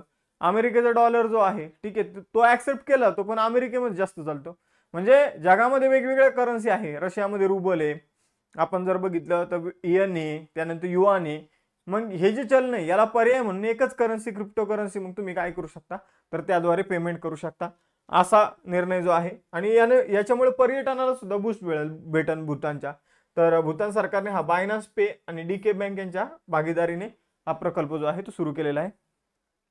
यानंतर स्वातंत्र्य लढ्यातील वीरांच्या स्मरणार्थ वीररथ पार्क कुठे बांधण्यात येणार आहे? तर नोएडा उत्तर प्रदेशमध्ये वीररथ पार्क जो आहे तो बांधण्यात येणार आहे. बघा इथं 32 स्वातंत्र्य सैनिकांचा वारसा जो आहे या वीररथ पार्क या ठिकाणी दाखवण्यात येणार आहे. आपण जर बघितलं तर ऐतिहासिक ठिकाणी नोएडा, त्या ठिकाणी शहीद भगतसिंग, राजगुरू सुखदेव यांनी काय केलं होतं, ब्रिटिशांच्या सैन्यावर हल्ला करण्याचं प्लॅनिंग केलं होतं. त्यामुळे त्या ठिकाणी वीररथ पार्क जो आहे तो बांधला जात आहे. या उद्यानात संग्रहालय असणार, हुतात्म्यांचे पुतळे असणार, माहितीचं प्रदर्शन केलं जाणार. मे 2025 मध्ये देशातील पहिलं भिकारी मुक्त शहर कोणतं बनलं आहे? तर भिकारी मुक्त शहर जे आहे तर ते मोस्ट इम्पॉर्टंट क्वेश्चन मी म्हणतो आजच्या लेक्चरचा, इंदोर बनलं आहे. बघा मित्रांनो, इंदोरने मागे काय केलं, तर कोणी भीक मागितली तर त्याच्यावर FIR करणार आणि जर तुम्ही एखाद्याला भीक दिली तर त्याच्यावर FIR करणार. तर असा निर्णय घेऊन इंदोरने काय केलं, जे लोक भीक मागत होते त्यांना काम दिलं आणि जे मुलं भीक मागत होते त्यांना शिक्षण द्यायला सुरुवात केली. तर असा निर्णय इंदोरच्या महानगरपालिकेने घेतलेला आहे. तुमचं याच्यावर काय म्हणणं आहे तर हे तुम्ही मला कमेंट बॉक्समध्ये सांगायचे. आपण जर बघितलं तर एका वर्षातच त्यांनी इंदोर शहराला भिकारी मुक्त केलेलं आपल्याला बघायला मिळतं. मध्य प्रदेश राज्यामध्ये इंदोर येतं. 1 नोव्हेंबर 1956 मध्य प्रदेशची स्थापना झालेली आहे. भोपाळ राजधानी आहे. मोहन यादव मुख्यमंत्री आहे. मंगूभाई पटेल राज्यपाल आहे. 55 जिल्हे आपल्याला मध्य प्रदेशमध्ये बघायला मिळतात. अमेरिका आणि चीनने मे 2025 मध्ये व्यापार युद्ध आणि टेरिफ विवादांमध्ये कुठे चर्चा सुरू केली आहे? तर अमेरिका आणि चीनने रिसेंटली जिनिव्हा, स्वित्झर्लंडमध्ये जी काही व्यापार युद्ध आणि टेरिफ विषयक चर्चा जी आहे ती सुरू केलेली आहे. या चर्चेनंतर अमेरिकेने जे काही चायनावर टेरिफ लावले होते ते 145% वरून 30% आणले आणि चायनाने 125% वरून ते टेरिफ 10% आणले. तर 90 दिवस यावर विचार केला जाईल आणि परत जर वाटलं की टेरिफ वाढवायचे तर परत ते टेरिफ वाढवले जाईल. तर जिनिव्हा, स्वित्झर्लंड या ठिकाणी ही चर्चा सुरू आहे. जगातील सर्वात लांब वन्य केळी प्रजाती कुठे आपल्याला सापडलेली आहे? तर जगातील सगळ्यात लांब वन्य केळी प्रजाती अंदमान निकोबार मध्ये सापडलेली आहे. आपण जर बघितलं तिची लांबी अंदाजे 4.2 मीटर एवढी सांगितली जात आहे. 8वा United Nation global road safety week 2025 केव्हा साजरा केला जातो? तर कधी आणि केव्हा साजरा केला जातो? तर 8वा युनायटेड नेशन द्वारे राबवला जाणारा ग्लोबल रोड सेफ्टी वीक जो आहे तो 12 ते 18 मे या कालखंडात राबवला जातो. बघा मित्रांनो, जे रस्त्यावर चालणारे लोक आहे आणि जे सायकल चालवणारे लोक आहे तर त्यांना सुरक्षा देणे हा या सप्ताहाचा मुख्य उद्देश आहे. आणि हा 8वा आहे हे सुद्धा लक्षात ठेवा. या वर्षीची थीम आहे make walking safe and make cycling safe अशी थीम या वर्षीची आहे. जगभरात 25% जास्त रस्ते अपघात मृत्यूमध्ये पादचारी आणि सायकल स्वारांचा समावेश आहे. याचं प्रमाण कुठेतरी कमी करण्यासाठी हा जो वीक आहे हा सेलिब्रेट केला जातो आणि यामध्ये अपघात होऊ न देणे यासाठी जे काही जनजागृती जी आहे ती केली जाते. लोकांना रूल रेग्युलेशन समजून सांगितले जातात. सुरुवात करूया आजच्या लेक्चरला. बघा मित्रांनो, टेलिग्राम चॅनल इंस्टाच्या पेजवर पण फॉलो करून ठेवा जेणेकरून तुम्हाला रेग्युलर नोटिफिकेशन अभ्यास विषयक रील्स येत जाईल. मे 2025 मध्ये भारतीय सैन्याने ऑपरेशन केलर अंतर्गत दहशतवादी विरोधी कारवाई जी आहे ती कुठे केलेली आहे? तर ऑपरेशन केलर जे आहे मित्रांनो शोपियान जम्मू काश्मीर मध्ये आपण सुरू केलेला आहे. कुठे सुरू केलेला आहे? शोपियान जम्मू काश्मीर मध्ये सुरू केलेला आहे. ऑपरेशन काही महत्त्वाचे लक्षात ठेवायचे. ऑपरेशन सिंदूर जे आहे तर ते आता आपण अलीकडे सुरू केलं होतं पाकिस्तानमधील दहशतवादी तळ उद्ध्वस्त करण्यासाठी. त्यानंतर अमरनाथ यात्रा व्यवस्थित व्हावी यासाठी आपण ऑपरेशन शिवा जे आहे ते सुरू केलेलं आहे. म्यानमारमध्ये भूकंप आल्यानंतर आपण ऑपरेशन सुरू केलं होतं ब्रह्मा. कोणतं? ब्रह्मा. त्यानंतर जर बघितलं तर जे टर्की आणि सिरियामध्ये भूकंप आला तेव्हा आपण ऑपरेशन दोस्त सुरू केलं होतं. दोस्त. तर काही ऑपरेशन जे आहे ते लक्षात ठेवा. 100% यावर प्रश्न विचारला जाईल. ऑपरेशन केलर जे आहे ते शोपियान जम्मू काश्मीर मध्ये सुरू करण्यात आलेलं आहे. दहशतवादी विरोधी ऑपरेशन आहे. तर आपण जर बघितलं तर जम्मू काश्मीर मधील शोपियान जिल्ह्यात ऑपरेशन केलर अंतर्गत दहशतवादी मोहीम जी आहे ती राबवण्यात आली. या कारवाईमध्ये पहलगाम हल्ल्यामध्ये सहभागी असणारे 3 जे काही लष्कर ए तोयबाचे दहशतवादी जे आहे ते मारले गेलेले आहे. त्याचबरोबर सुरक्षा दलांनी जी काही कडक सुरक्षा प्रणाली जी आहे ती सुद्धा लागू केलेली आहे. आजच्या लेक्चरचा मोस्ट इम्पॉर्टंट क्वेश्चन 3 स्टार आपण मार्क करूया. इथं केंद्रीय लोकसेवा आयोगाचे म्हणजे UPSC चे नवीन अध्यक्ष म्हणून कुणाची नियुक्ती करण्यात आलेली आहे? तर UPSC चे नवीन अध्यक्ष बनलेले आहे अजय कुमार. यांची नियुक्ती जी आहे ती कुणाच्या जागी करण्यात आलेली आहे? तर प्रीती सुदान यांच्या जागी यांची नियुक्ती करण्यात आलेली आहे. केंद्रीय लोकसेवा आयोगाची निर्मिती जी आहे ती 1919 मॉन्टेग्यू स्फोट कायद्यानुसार 1926 मध्ये करण्यात आलेली आहे. लोकसेवा आयोगाशी संबंधित एक कमिशन सुद्धा आहे. तर त्या कमिशनचं नाव लक्षात ठेवायचं ली कमिशन. कोणतं कमिशन? ली कमिशन. त्याचबरोबर लोकसेवा आयोगाबाबत तरतुदी जी आहे केंद्रीय आणि राज्य तर ते भारतीय राज्यघटनेच्या कलम 315 ते 323 मध्ये दिलेले आहे. भाग जर विचारला तर भाग आहे 14.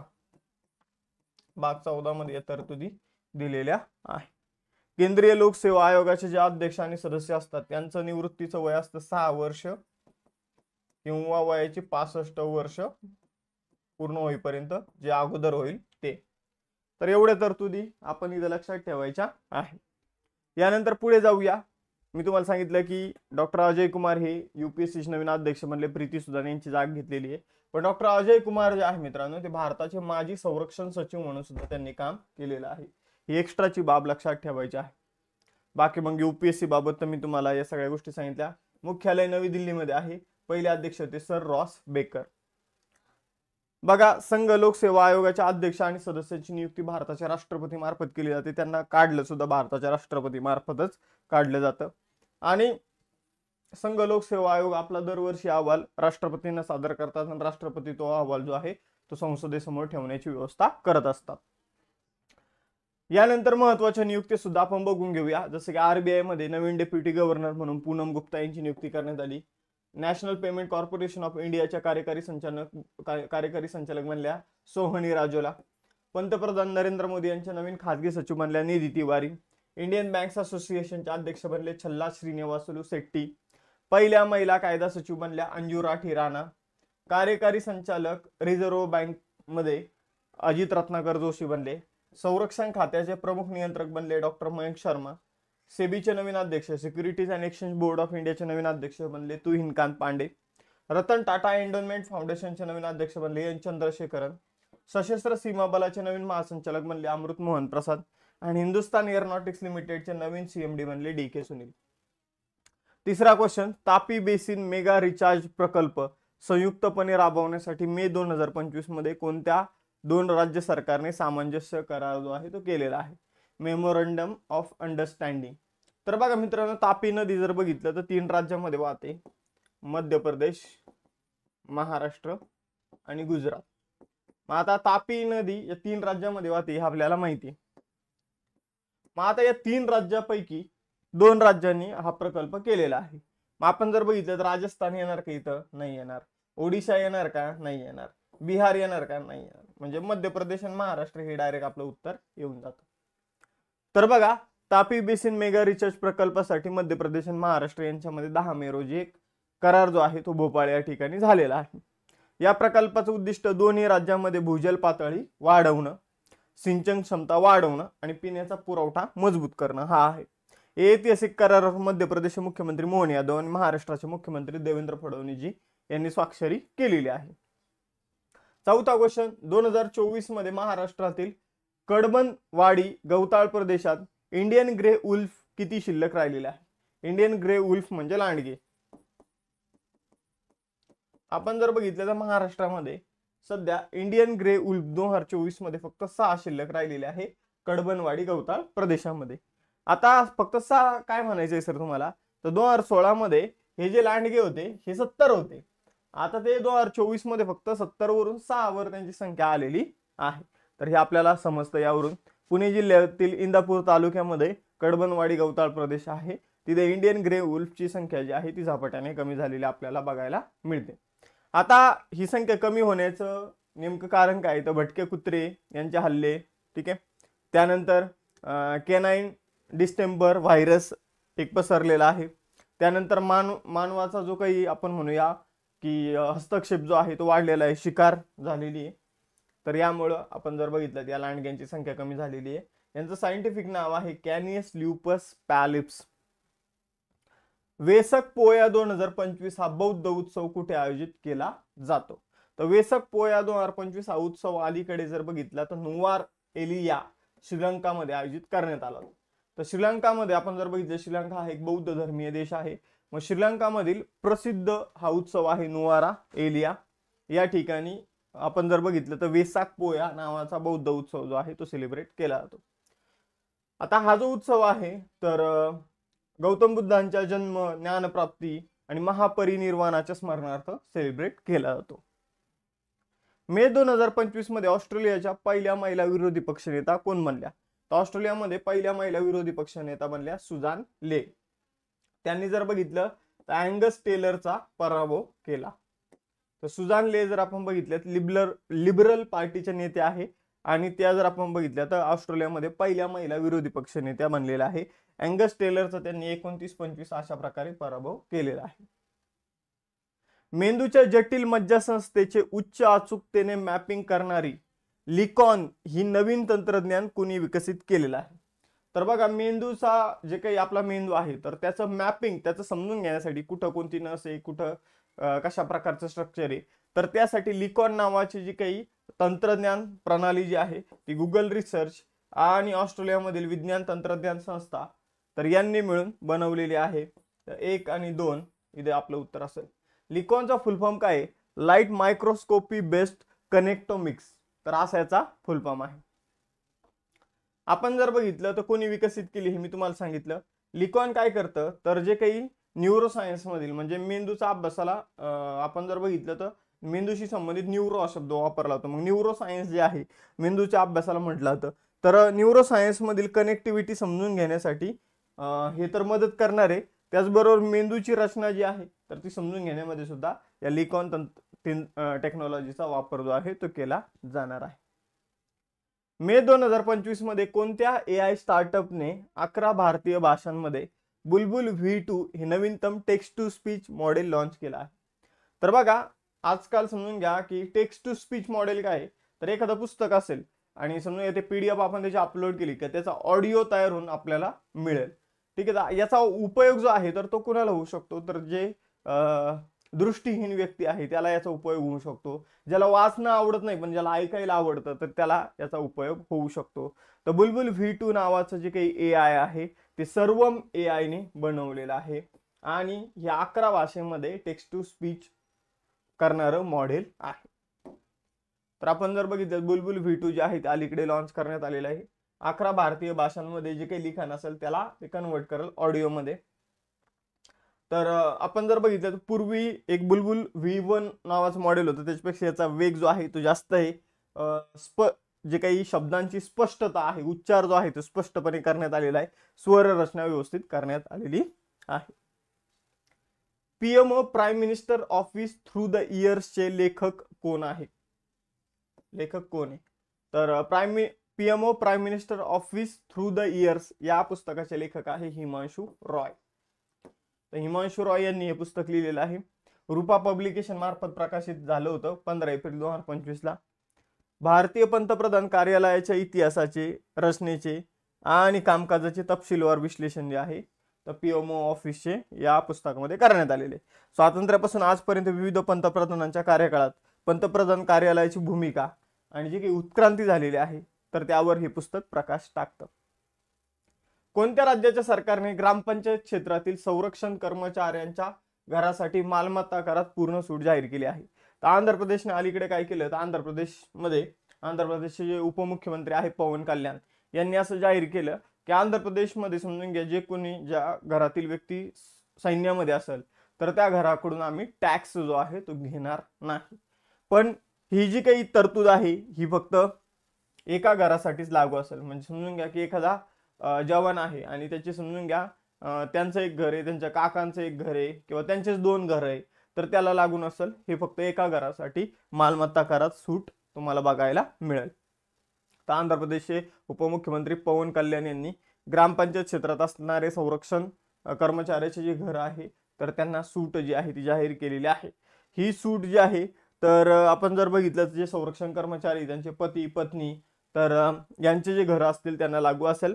ही सूट फक्त एकाच कुटुंबाद्वारे वापरल्या जाणाऱ्या आणि एकाच घर क्रमांका असलेल्या एकाच निवासी मालमत्तेला लागू राहील. म्हणजे एकापेक्षा जास्त घर असेल तर त्याला ही सूट लागू राहणार नाही, त्यापैकी एक घर जे आहे तर त्याला ती सूट मिळेल. तिरंदाजी विश्वचषक 2025 स्टेज 2 मध्ये भारताचं स्थान काय? तर तिरंदाजी विश्वचषक जो 2025 मध्ये आयोजित करण्यात आलेला आहे तर तो 4 स्टेज मध्ये खेळवला जातो. किती? 4 स्टेज मध्ये. मग स्टेज 1 मध्ये भारताचं स्थान 3रं होतं. स्टेज 2 मध्ये भारताचं स्थान जे आहे तर ते द्वितीय राहिलेलं आहे.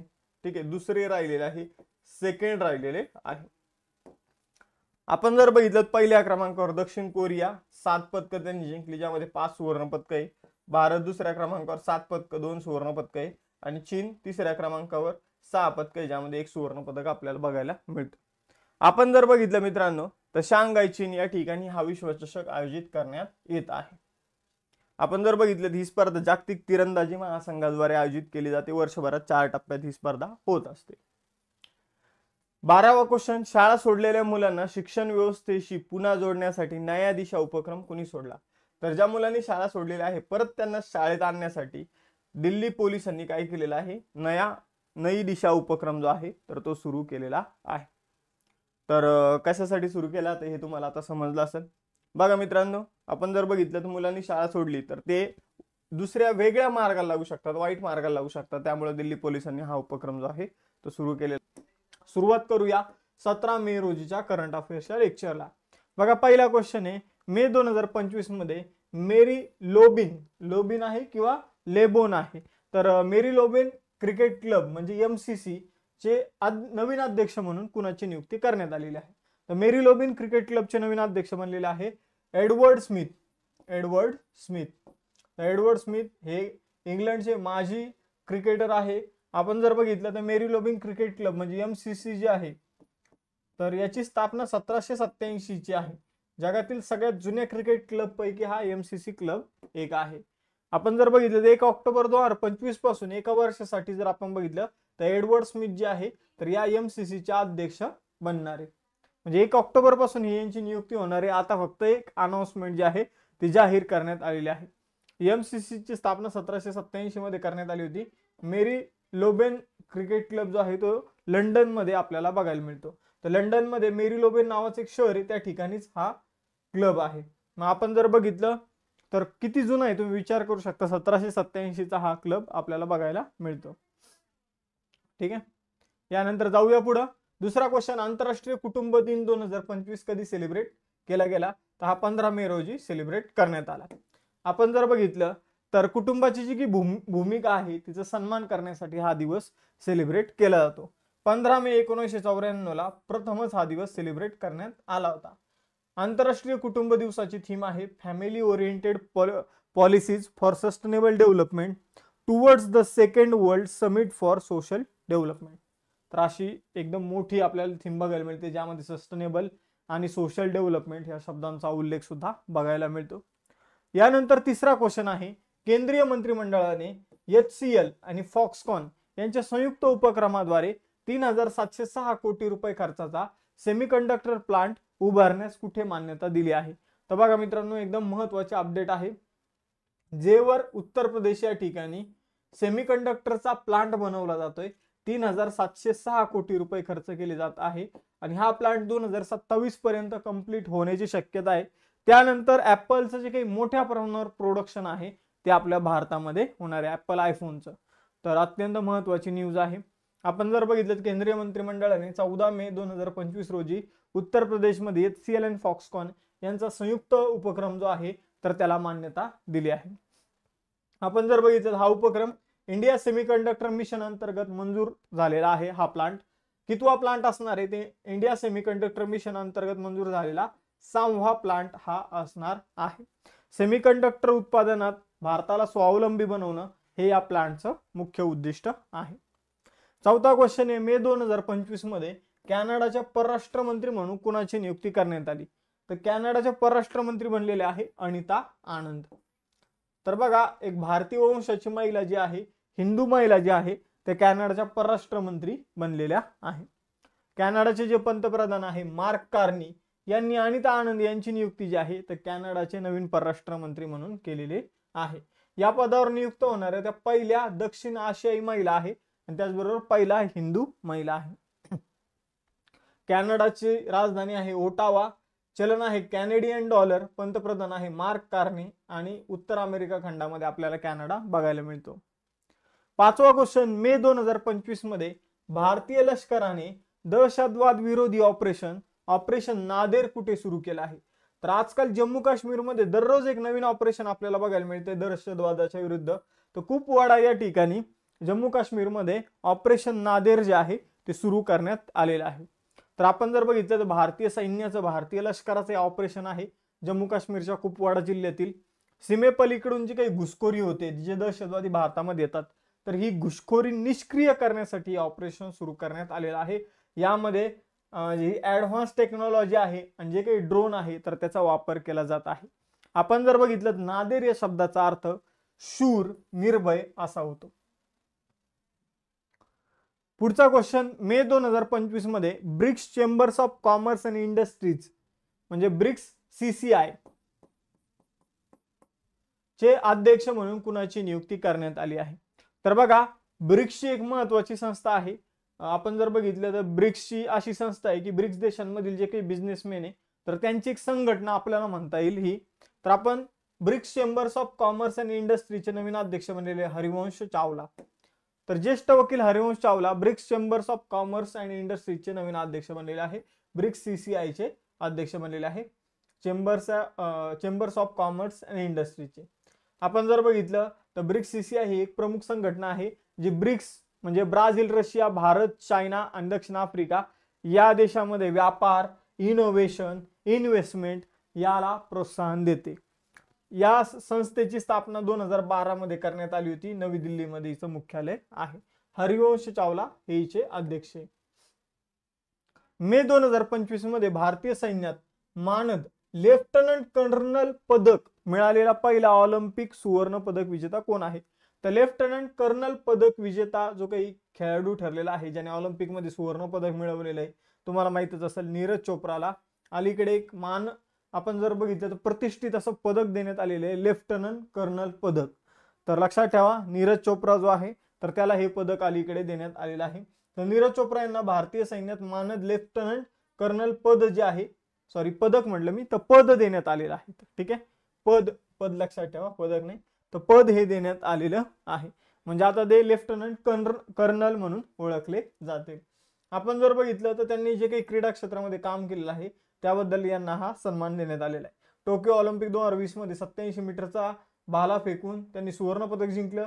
2024च्या पॅरिस ऑलिम्पिक मध्ये 89 मीटरचा भाला फेकून त्यांनी रौप्य पदक जिंकलेलं होतं. यानंतर 8वा क्वेश्चन जर आपण बघितला तर मे 2025 मध्ये भारत सरकारने दरवर्षी कोणत्या तारखेला आयुर्वेद दिन म्हणून साजरा करण्याची घोषणा केलेली आहे. तर 23 सप्टेंबर रोजी भारत सरकार आता इथून पुढे आयुर्वेद दिन जो आहे तो सेलिब्रेट करणार आहे. तर लक्षात ठेवा, आयुर्वेदाचं महत्त्व जे आहे ते जगाला पटवून देण्यासाठी आणि आरोग्यातील आयुर्वेदाची जी भूमिका आहे तर तिचं आपण जर बघितलं ती सर्वांना समजून सांगण्यासाठी हा दिवस जो आहे तर तो सेलिब्रेट केला जाणार आहे 23 सप्टेंबर रोजी. 2025 मध्ये एप्रिल महिन्यासाठी ICC men's player of the month हा पुरस्कार कोणाला मिळाला? तर इंटरनॅशनल क्रिकेट काउन्सिल दर महिन्याला एक आपण जर बघितलं तर प्लेअर ऑफ द मंथचा पुरस्कार देते. मग हा पुरस्कार जर आपण बघितला तर मेहंदी हसन मिराज याला एप्रिल महिन्यासाठी मिळालेला आहे. तर मेहंदी हसन मिराजने झिम्बाब्वे विरुद्धात 15 विकेट घेतला आणि शतक सुद्धा झळकवलं, त्यामुळे त्याला हा पुरस्कार दिलेला आहे. आपण जर बघितलं जानेवारी मध्ये हा पुरस्कार जोमेल वॉरिकन वेस्ट इंडिजचा खेळाडू त्याला मिळाला होता. फेब्रुवारी 2025 मध्ये शुभमन गिलला आणि मार्च 2025 मध्ये श्रेयस अय्यरला हा पुरस्कार मिळाला होता. आता आपण जर बघितलं मेहंदी हसन मिराजला एप्रिल 2025 मध्ये हा पुरस्कार मिळाला आहे. 10वा क्वेश्चन, 2024-25 या आर्थिक वर्षात कोणत्या राज्याने सर्वाधिक जीएसटी महसूल गोळा केला आहे? तर सगळ्यात जास्त जीएसटी महसूल आपल्या लाडक्या महाराष्ट्राने गोळा केलेला आहे. देशामध्ये जेवढा जीएसटी कलेक्ट झाला त्याचे 21% जीएसटी जो आहे तो आपल्या महाराष्ट्राने जमा करून दिलेला आहे. आपण जर बघितलं तर महाराष्ट्राने 3,59,854 कोटी एवढा जीएसटी महसूल जो आहे तर तो देशाला दिलेला आहे. 2 नंबरला कर्नाटक आहे 1,59,563 कोटी आणि 3 नंबरला गुजरात आहे 1,36,748 कोटी रुपयाचा जीएसटी जो आहे. तर या 3 राज्यांनी जर आपण बघितला तर अनुक्रमे 3 क्रमांकावर आपल्याला बघायला मिळतात. महाराष्ट्र 1 नंबरला, कर्नाटक 2 नंबरला, गुजरात 3 नंबरला. महाराष्ट्राने जेवढा जीएसटी दिला तो देशाच्या एकूण जीएसटीचे 21% एवढा आहे, लक्षात ठेवा. 11वा क्वेश्चन, 5वी भारत आसियान युवा शिखर परिषद 2025 कुठे आयोजित करण्यात आली आहे? तर 5वी भारत आसियान युवा शिखर परिषद गुवाहाटी आसाम मध्ये आयोजित करण्यात आली आहे. तर भारत आसियान 5वी युवा शिखर परिषद 12 ते 16 मे दरम्यान गुवाहाटी आसाम मध्ये आयोजित करण्यात आलेली आहे. भारत आणि आसियान देशांमधील तरुणांमध्ये संवाद, सांस्कृतिक देवाणघेवाण आणि सहकार्याला प्रोत्साहन देण्यासाठी ही जी काही परिषद आहे तर ती दरवर्षी आयोजित करण्यात येते. या वर्षीची थीम आहे शेअर्ड व्हॅल्यूज कॉमन डेस्टिनी. 12वा क्वेश्चन आहे, मे 2025 मध्ये आसाम सरकारने दिब्रुगड विमानतळाचं नाव बदलून काय नाव ठेवलं आहे? तर दिब्रुगड विमानतळाचं नाव जे आहे ते आता बनलेलं आहे डॉक्टर भूपेन हजारिका विमानतळ. तर आसाम मधील दिब्रुगड विमानतळ जे आहे ते आता आसामी गायक आणि सांस्कृतिक आयकॉन भूपेन हजारिका यांच्या नावाने ओळखलं जाणार आहे. आपण जर बघितलं भूपेन हजारिका यांची 100वी जयंती होती आणि त्या निमित्ताने जर आपण बघितलं तर दिब्रुगड विमानतळाचं नाव भूपेन हजारिका विमानतळ असं करण्यात आलेलं आहे. तर विमानतळाचं महत्त्व आणि आसामच्या सांस्कृतिक विविधतेला चालना देण्यासाठी हे पाऊल उचलण्यात आलेलं आहे. बघा मित्रांनो, आसामची राजधानी आहे दिसपूर. स्थापना आहे 26 जानेवारी 1950. मुख्यमंत्री आहे हेमंत बिस्वा शर्मा आणि राज्यपाल आहे लक्ष्मण प्रसाद आचार्य. तर महत्वाचं राज्य आहे भारतातील, सुपीक राज्य आहे आसाम. बघा 2 टेस्ट क्वेश्चन आता तुमच्यासाठी. सगळ्यात जास्त जीएसटी महसूल कुणी गोळा केला हे तुम्हाला सांगायचे, पर्सेंटेज पण सांगा. आणि त्याचबरोबर HCL आणि फॉक्सकॉन या कंपनीचा सेमीकंडक्टर प्लांट कुठे उभारण्यात आलेला आहे आणि कितवा आहे हे तुम्हाला कमेंट बॉक्समध्ये सांगायचं आहे. त्याचबरोबर राज्यसेवाची जर तयारी करत असाल तर या बेस्ट बॅचेस आहे, कमी फीज मध्ये क्वालिटी एज्युकेशन तुम्हाला मिळतंय. त्याचबरोबर कंबाईन ग्रुप बी आणि ग्रुप सी साठी फाउंडेशन बॅच, यशस्वी बॅच सुद्धा तुम्ही जॉईन करू शकता. त्याचबरोबर कंबाईन गट ब आणि गट क परीक्षेसाठी लक्ष्य बॅच आणि विजेता बॅच आपल्याकडे आहे. गट क पूर्व परीक्षेसाठी आहे तर विजेता ही रिव्हिजन बॅच आहे, एवढं तुम्हाला लक्षात ठेवायचे. त्याचबरोबर हा नोट्स पॅक तुम्ही परचेस करू शकता. यासाठी तुम्हाला अभ्यासमित्राचं ॲप्लिकेशन डाउनलोड करावं लागेल. टेलिग्राम आणि इन्स्टाच्या चॅनलला फॉलो करायचं आहे, जेणेकरून लेक्चरचे नोटिफिकेशन PDF वगैरे तुम्हाला तिथे मिळत जाईल. थांबूया मग आता आपण इथं भेटूया नेक्स्ट लेक्चरमध्ये. चलो बाय बाय एव्हरीवन. जय हिंद.